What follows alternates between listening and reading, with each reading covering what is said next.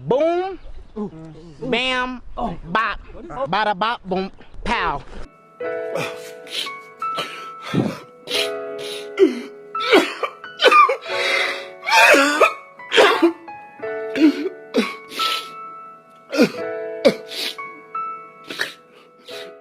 Chose promise, chose due. Après vous avoir teasé dans l'ODD numéro 4 une nouvelle série de vidéos qui présenterait des scientifiques de renom ayant fait de brillants politiciens, voilà que sort le premier épisode de celle-ci. Et qui de mieux pour ce premier épisode qu'une des figures de proue de ce profil de scienti-politicien, le boss des maths appliquées à la politique. J'ai nommé le grandissime Marie Jean-Antoine Nicolas de Carita, mieux connu sous le nom de Marquis de Condorcet.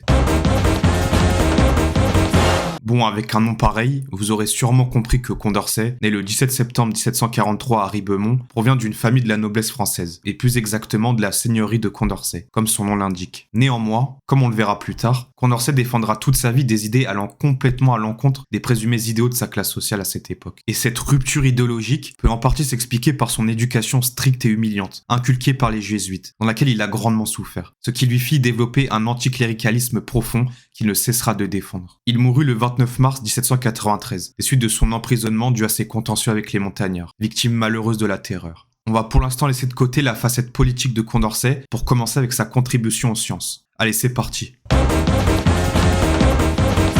Comme vous vous en doutez sûrement, les différents travaux de Condorcet ont eu un impact considérable dans le domaine scientifique. Même si aujourd'hui, bien malheureusement, Condorcet n'a pas la reconnaissance légitime qui lui est due. Le marquis de Condorcet s'est principalement illustré dans les mathématiques, et ce dès son plus jeune âge. À peine 16 ans, Condorcet se fait remarquer par d'Alembert et Clairaut, donc deux autres génies des maths, pour ses brillantes capacités d'analyse. C'est d'ailleurs à ce même âge qu'il soutient sa thèse d'analyse en mathématiques. Je vais le répéter parce que c'est quand même assez fou. Mais Condorcet soutient sa thèse de mathématiques à l'âge de 16 ans. Donc là où un élève actuel de 16 ans est en train d'apprendre la méthode de résolution d'une équation du second degré dans R, Condorcet, lui, se fait remarquer par deux pontes des mathématiques du XVIIIe siècle et soutient une thèse aussi. Bon, en d'autres termes, on peut aisément qualifier Condorcet de brute, de craquito ou encore de génie des mathématiques. Mais tenez-vous prêts, car on est encore loin d'avoir effleuré ne serait-ce que la moitié de l'énorme héritage scientifique de Condorcet. Après être devenu l'élève et l'ami proche de d'Alembert, Condorcet s'attaque à l'étude du calcul intégral. Fin analyste, il publiera de nombreux travaux sur ce sujet qui seront tous unanimement acclamés par ses pairs. Ceci étant dit, Condorcet est aujourd'hui mondialement reconnu pour ses travaux pionniers concernant les probabilités et les statistiques. Et ce d'autant plus que ces pans des mathématiques venaient tout juste d'être théorisés et n'étaient donc qu'à leur début. Il s'intéressa aussi à l'économie et à la physique, avec notamment l'étude du problème des trois corps. En 1769, soit à l'âge de 27 ans, poussé par son mentor et ami d'Alembert, il se présente et est élu à l'Académie des sciences en tant qu'adjoint mécanicien, ce qui est tout bonnement phénoménal. Il y devient même secrétaire perpétuel en 1773. Il termine tranquillement son parcours de giga-tchad en étant élu à l'Académie française à l'âge de 38 ans. Tout simplement le boss. Ce n'est pas pour rien qu'il sera considéré comme l'un des 5-6 grands en Europe. Et enfin, le clou du spectacle, ce qui fait selon moi de Condorcet à la fois un génie, mais également un héros national, son arithmétique politique, ou plus exactement, la théorie du scrutin de Condorcet. Alors vous me direz sans doute, mais pourquoi un héros national ? Eh bien parce que si notre système de vote actuel obéissait au scrutin de Condorcet, il y aurait eu de très grandes chances que Macron ne se serait pas fait élire en 2017. Non. Oui.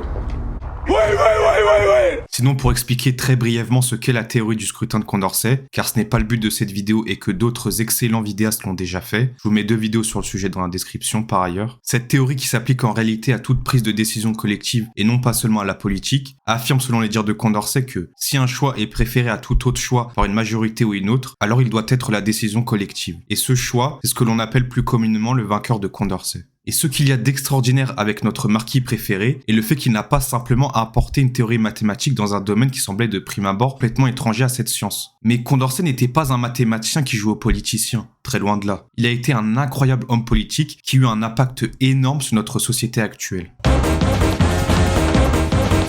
S'il y aurait un seul mot pour décrire Condorcet et ses idéaux politiques, celui-ci serait avant-gardiste. Dernier des encyclopédistes, anticléricaliste, théoricien de la République qui lui vaudra d'être l'ennemi numéro 1 des monarchistes, il devint successivement député girondin à l'Assemblée législative, puis président de la Convention. C'est à cette même époque que Condorcet s'attela à la rédaction d'une constitution pour la première République française, qui sera malheureusement piétinée par les montagnards à la Convention. Mais la personne de Condorcet ne se résume pas seulement à une figure majeure de la Révolution.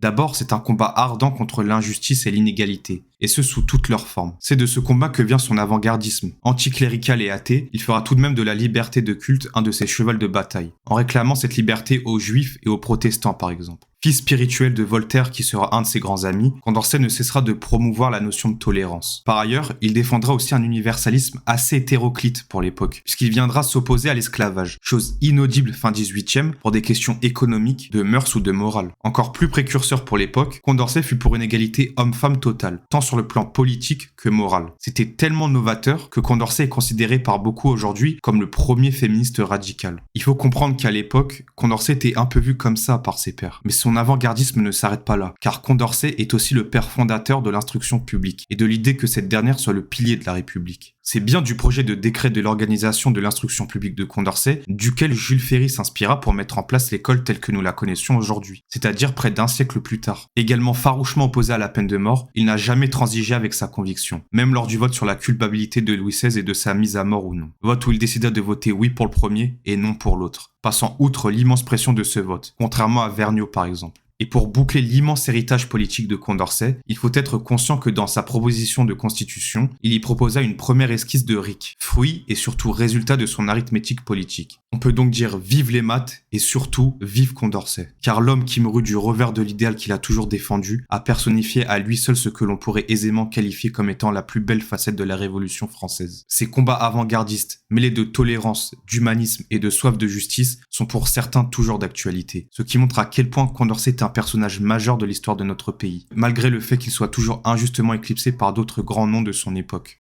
La vidéo touche à sa fin. J'espère avoir pu vous transmettre mon amour pour Condorcet, ou du moins avoir pu vous faire découvrir l'histoire d'un grand homme. Dites-moi si cette vidéo vous a plu, et n'oubliez pas de vous abonner et de laisser un pouce bleu si c'est le cas. En attendant, je vous dis à la prochaine pour une nouvelle vidéo. Salut!